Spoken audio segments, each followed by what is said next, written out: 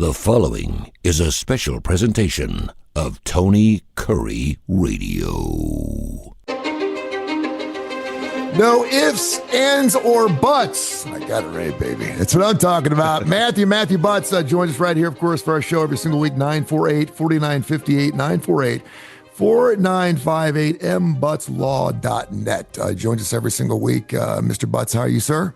Doing well. How about you? I'm good. Are you staying busy? Have you been busy recently? That's a good thing. Last week, yes. This week, I'm able to catch up on a whole lot of stuff because it's spring break and no court, not a lot of meetings going on this week. So whole lot of office time for me. I want to start right there because today you're going to give us hopefully a one-word answer. I want to know, and I did this because I think it's going to be great clickbait, but it's not really bait because it's real deal. What's the biggest reason for divorce? Don't answer that question yet. Don't answer the question. Okay. Because that's what I'm going to ask you. What's the biggest question? What's the biggest reason why we have divorce when people come to you? Before we do that, though, I want to ask you a couple questions off the cuff. Most people that are lawyers will say they love going to court.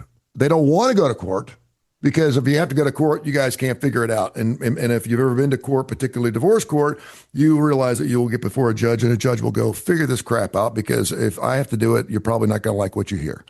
And 9 out of 10 times, it seems like that usually works, and it saves a lot of money. It just saves everything. But do you really like going into the courtroom and actually performing? Do you like that part of it? I do. I do a whole lot. Yeah. Yeah. Well, you got to think like my first experience with the court system was as a judicial assistant inside the court. So It just kind of became home to me.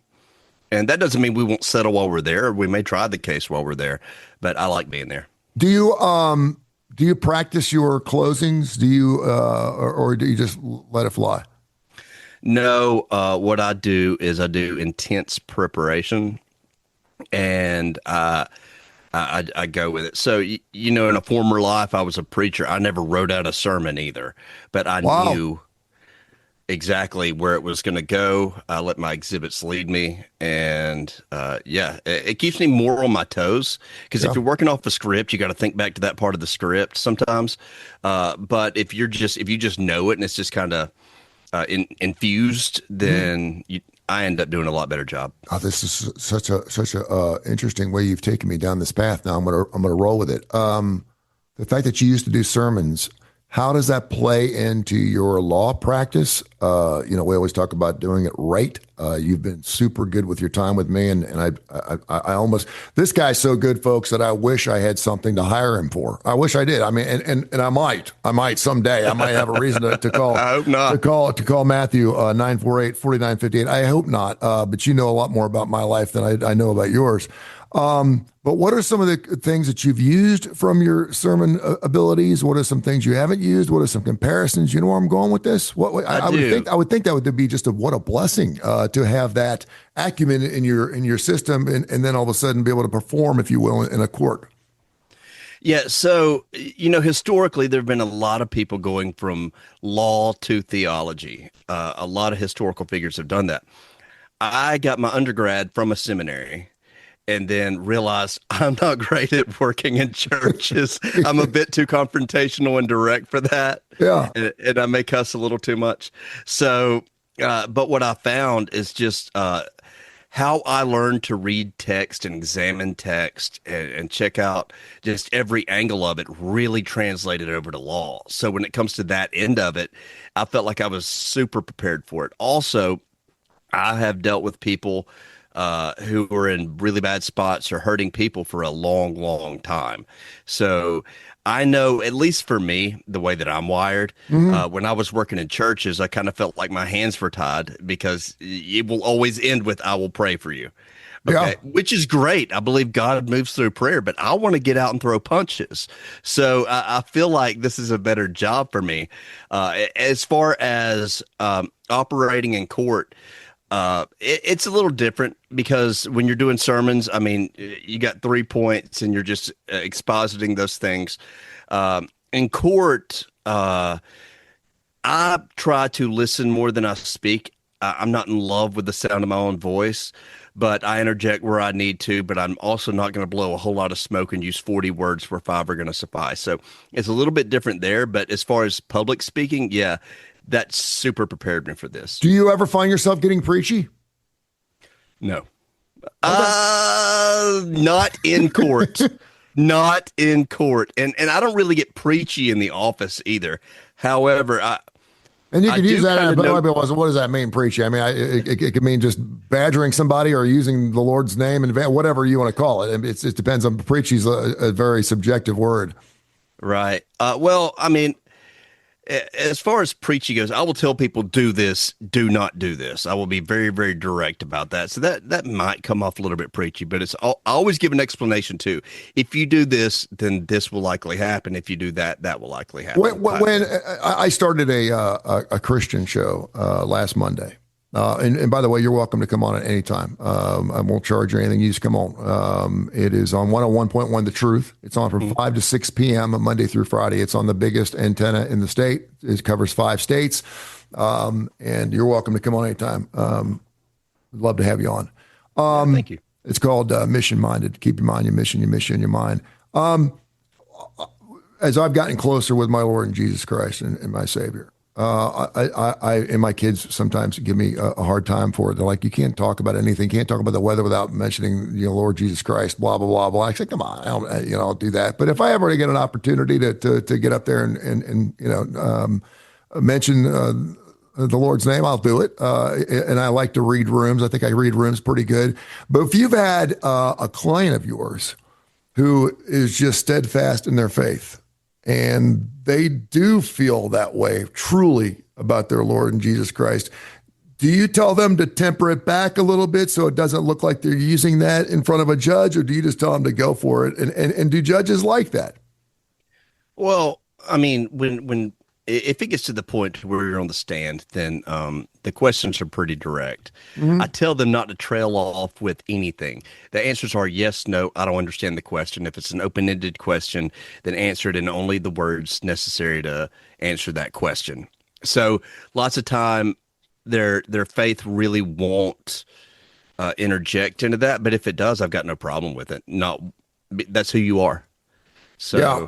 We're going to do an entire show on how to answer questions next week because you just brought this up, and actually it's amazing you brought this up.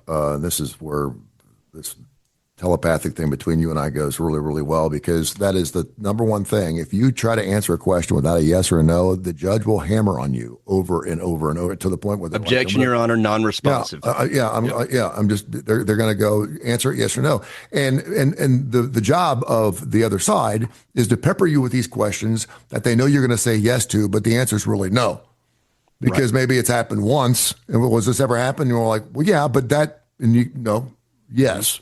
And then that's why I pay you. That's why I pay Matt Butts, because then you will pepper me with the questions to alleviate any sense of wrongdoing by saying, yeah, well, this happened, but explain what you mean, Mr. Kurre. Well, I meant yes, but blah, blah, blah. Have you ever left your 3-year-old alone in the house all by herself? Yes. Yeah. Really? And next thing you know, I look like a creep. Well, yeah, I walked out to the mailbox and you got have the mail to let and it be until redirect. You have to let it be. You have to let it go until redirect. And that's where a great lawyer comes into play. Final question, then we'll move on to our topic. Do you like going first or second? I like going first. You're talking about in court? Yeah. I like going first. Okay.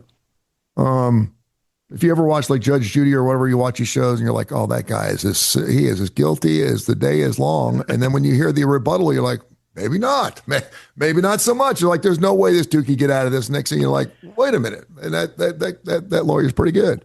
Well, the trick is you call your own witness. And so there's direct examination and cross-examination. Under direct examination, there are so many rules. Under cross-examination, very few rules. So there are so many rules in what now? In direct examination. So if I call a witness, there's a lot of rules to the questions that I ask them. However, when cross-examination happens and the other attorney comes up there, very few rules. So I want to call my client, and then any other witnesses that I have, then rest and make them call their own client so I get them on cross-examination. There you go. Okay, I love it. mbutslaw.net, mbutslaw.net. That's BUTTS, 948-4958, 948-4958. No ifs, ands, or buts. Get it? It's the only podcast out there with that name, I believe, and that's why we picked that, so it's easy to find. It's, of course, on every platform out there when it comes to social media, and, of course, every podcast platform. And we traditionally run in the top 6 or 7% of all podcasts from coast to coast, so we're very, very proud of that. And that's because of shows like this that are really good. Now you're like, I got a question for the lawyer. info@TonyCurreRadio.net, info@TonyCurreRadio.net. We're giving you free law advice. Yes, someday we may do the show live, and if you want to join me on my night show from 5 to 6, just tell me when you want to come on, and we can actually take questions. It's 941-1011. We take live phone calls and stuff, so that'd be a lot of fun. All right, kind of a loaded question, but I knew that if I use this as a tag, that a lot of people would go, ooh, what's the number one reason people come to you to get a divorce? What's the number one reason? If you had to put it in one answer, what would it be? The majority of the time. Such a hard question. Yeah.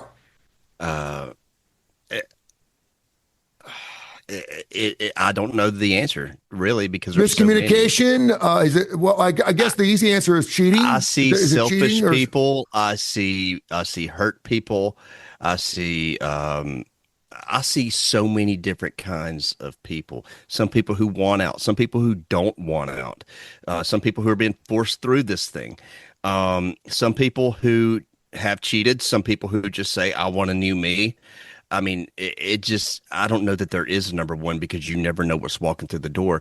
I've got one right now where the guy did not want a divorce at all, but she's on drugs and she's running amok and living her best teenage life all over again. And so it's just so many different situations. But I mean, just broken hearts, I guess that would be the number one. Yeah. For a lot of us, when we've used that old adage, death by 1,000 cuts, or the divorce spoon, or the dirty coffee spoon. A lot of times it's gotten to the point where you just kind of see the red flags are popping up left and right, and you do love your mate because you've been with that person for 20 years or whatever it is for a specific case. But it's not a heart-wrenching. At the end of the day, it's like maybe you've just gotten tired of walking on eggshells long enough. You're like, you don't realize how good it feels to actually be, back. And a lot of people love to rebound. There's some people out there that just have to be around another person. They just like having somebody in their life, and they're willing to put up with a lot of crap to go through that. And sometimes that settles in divorce. I guess my reason I was asking that question was I wanted to take a more preventative approach to divorce today with you. So I want you to put your psychotherapy hat on, because I know that you're in this business. It's a necessary business, but you don't want to see people get divorced. I mean, if you got a guy and a girl and they're wanting to go through a divorce proceeding, and I'm not saying this has ever happened before, but is there any sense of reconciliation? I can remember I had a preacher that was actually living next door to me at my old house, the house that the judge told me I had to sell after we get divorced. And I told him, I said, listen, I'm going through this thing. And we were so far gone. I mean, we've been through mediation. It was the bridge was burnt to a crisp. Yeah. And he's like, well, let's sit down and talk about reconciliation. I said, no, Roger, you don't get this. There is no reconciliation. Tony, with the good Lord, there's always reconciliation. There's always a chance. I said, for me, there is. I mean, I'd sit and talk to a marriage counselor right now if she'd do it. But I said, from her standpoint, that's not going to happen. So you have to both be on the same side. Talk about some of the things we can do as married people, so we don't go through death by 1,000 cuts, divorce. So we don't go a thing where we just get tired of each other, where we're just waiting for the kids to age out so we can start another life again in our mid 40s. Or are there any right answers for that? Can you kind of what's something through your process that you've seen over and over and over again, and you're like, man, if I could have gotten to you 5 or 6 years earlier, maybe we could have saved this marriage. Well, a lot of people treat marriage as if it's just an attachment to their life and not a priority in their life. Amen. If you're going to be married, there's a reason why they say it's hard work. If it's not hard work, then something's going wrong there. I mean, don't get me wrong. You can work hard until it kind of becomes easy, but that doesn't happen immediately. People want to check out the first one or two wrong things that go down, they want to put divorce on the table like very, very quickly. And I would say don't do that. It should be a last resort if the marriage can't work. There's so many people that I see who keep that mindset and who are really trying, but they're dragged through divorce anyways. And if that's the case, there's nothing you can do about it. The judge will grant a divorce. Yeah. But just drop everything, because if you lose your marriage and your family unit, that's the most important thing in your life. It's not your job. It's not the next vacation you're going to take. It's your wife and children, or your husband and your children.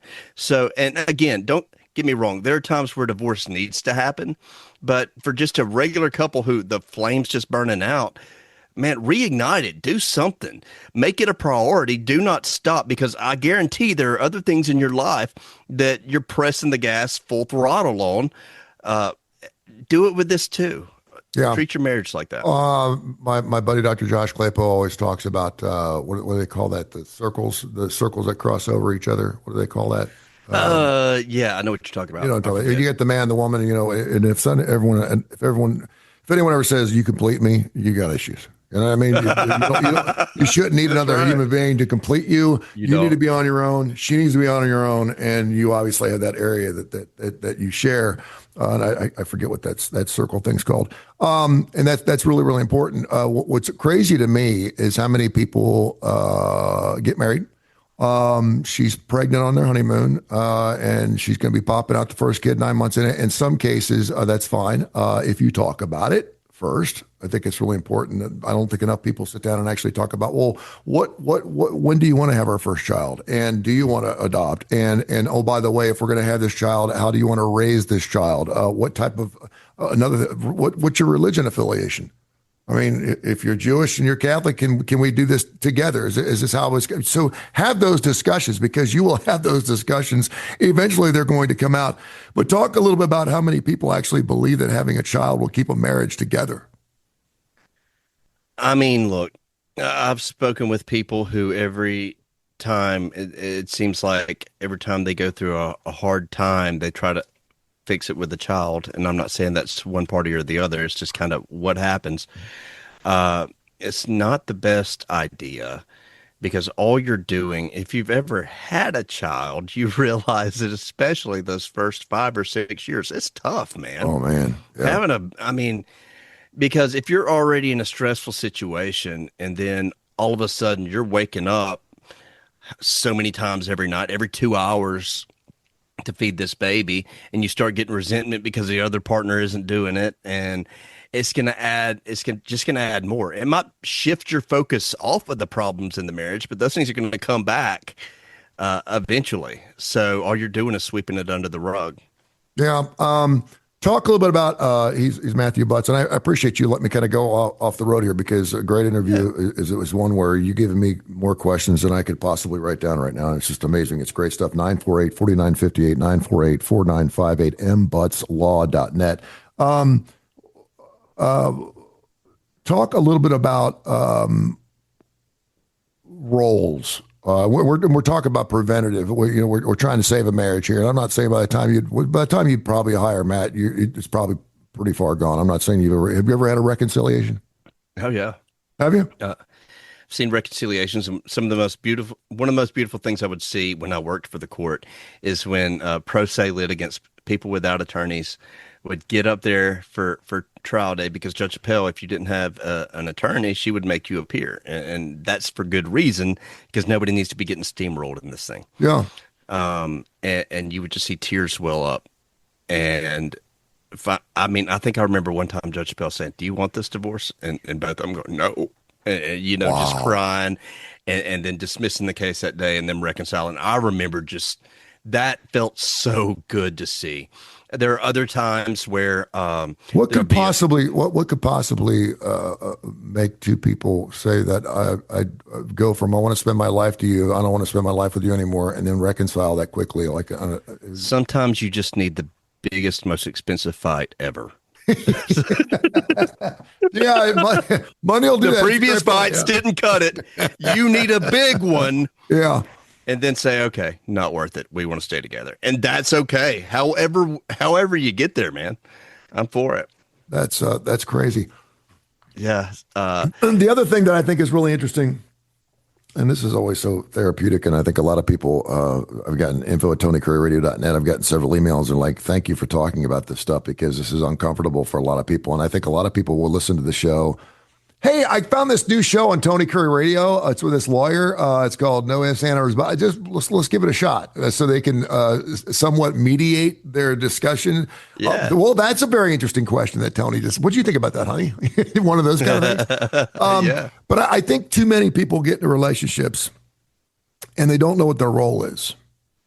And what I mean by that is, okay, have these discussions. Okay, we're having a child. Okay, are you staying home or am I staying home? Are we both working? If we're both working, how are we going to deal with this? Oh, no, okay, you want to stay home and you want me to work. Okay, well, you make more money than I do, so you know that I'm going to take on some extra work in order to do this. So you realize that my role in this particular marriage is going to be different. I may not be able to do the laundry like every Saturday like I normally do, or I may have to travel more often. Do you understand that?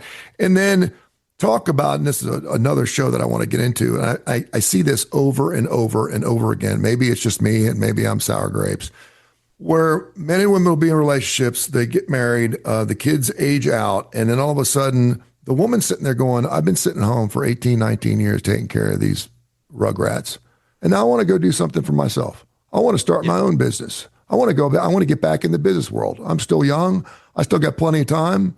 But I haven't worked in 20 years. And so I want to get back out there. And all of a sudden the husband's like, whoa, where's my dinner? Hold on. You're changing. What are you talking about? You're changing things up on me here. I thought we had it all good. Everything was great for me. I get to play golf on Saturday afternoons with my buddies. I was going on my trips and all that's good. And all of a sudden you're telling me you need $500 to go start your own business at the Brass Bear. What the hell's going on here? Talk a little bit about that role play and how important it is to describe your roles before you actually get involved in something like marriage. Yeah. And everybody's different, and marriage is adapting to another person, right? Until you become one unit. So I know, at least with me and my wife, our plan was I was going to finish school, then she was going to finish school. Then I was going to go back to school. Then if she wanted to go back to school, like we'd do that. But about when I was 33, I looked at her and said, are you going back? She said, no, I don't think so. I said, okay, I want to try law school. Okay. It is about being flexible because you have to understand that everybody's got dreams. Everybody wants to do something, and maybe they don't want to change, and that's okay too. But communicate these things, talk about these things. Nothing needs to be a surprise here. Yeah. And look, if she's done all that for 20 years, then wants to get a job, hey, it's time for you to be flexible too, because you wouldn't have been able to do all the things you did had she not done all these things for 19 years. So it's give and take, and it's understanding that it's two human beings, right? We don't work with robots. We work with human beings who really have desires and want to go do things. So communication is key there. If you are able to communicate the things you want to do and not spring it on somebody, because that's the thing too. You don't want to spring something on somebody. You want to communicate it and talk about it. But if you're able to do that, then generally it goes a lot better. Yeah. Mm-hmm. Yeah. So. I always find that it's easier to ask for permission than it is to ask for Forgiveness. Yeah, and I think a lot of guys do that wrong. And they think flowers are going to. Oh, we do. But I will say this: having gone through this process, and a lot of guys are going like, "Oh yeah, my wife stayed home and she was great, and it's a hard job, and she took care of the kids, and she did the little league things while I was out of town, blah blah blah." And all of a sudden, she's wanting to go off and start her own business, and of course, first of all, it's got to be financially viable, and because she's had one job, it doesn't mean you can't go off and do another job. That goes for men too, where if you're in a job, you've had a job for 15 or 20 years, it's going pretty well. All of a sudden you have an opportunity to go off and take another job or a job maybe out of another town. That's one of those things where you sit down and have a discussion. I know men hate that word communication. Do you, because men don't want to talk about it. We just think the things are going to work out. We just think, okay, it's not a problem. It's not worthy of arguing. We're still going to have sex tonight. I'm good. But eventually that pimple is going to get it into ingrown hair. And next thing you know, it's going to internalize and you're not going to be able to pop it. Next thing you know, you got yourself, a doctor's appointment because you got this monstrosity on your back. That's the most disgusting analogy. Well, thank you very much. I was watching Dr. Pimple Popper last night. I was like, that is the nastiest show I've ever seen, but I couldn't turn it off. I was like, yeah.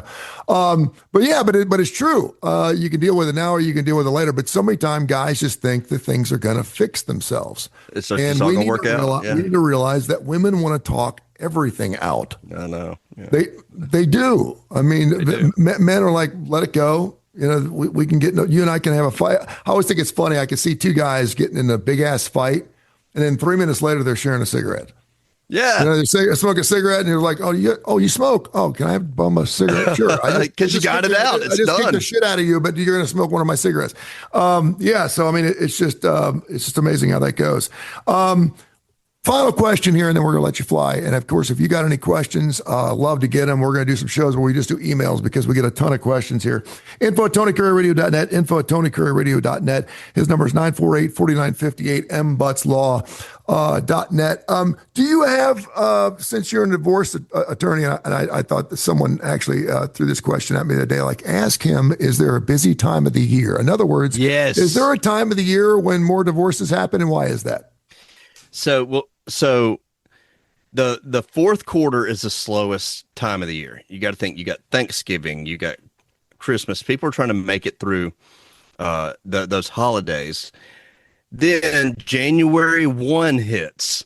New year, new me, Christmas went wrong, everything's bad, let's go. Like, we get flooded. Really? Yeah, so January, into February and March, summer's pretty solid. A lot of people, when school lets out, they want to see if they can get a custody change before school lets back in. That's not going to happen. If you get a 3-month custody change, let me know how you do it. Yeah, because I don't know how that works. Yeah. And then you get back into the fourth quarter. So, yeah, we definitely. I mean, it's really busy all year until the fourth quarter. I mean, we'll see high spots. January, obviously. March is pretty busy. June, July, August. Yeah, so we're pretty much busy all year except for the fourth quarter. Yeah, and I can certainly see that because I think a lot of people just want to get through the holidays. Let's just get through the holidays. Let's do it for the kids. Make sure they think everything's going great. And then come January, man, it's time to move on. But yeah, it's not a good New Year's resolution, is it? It really isn't. Great stuff, my friends. Always good. mbutslaw.net, mbutslaw.net, 948-4958, 948-4958. Tell people about no ifs, ands, or buts. We do the show every single week. He is Matt, and I appreciate everything you do, man. Thank you so much for the time, and we'll catch up a little bit later on next week, my man. Appreciate it, Tony. This has been a special presentation of Tony Curry Radio.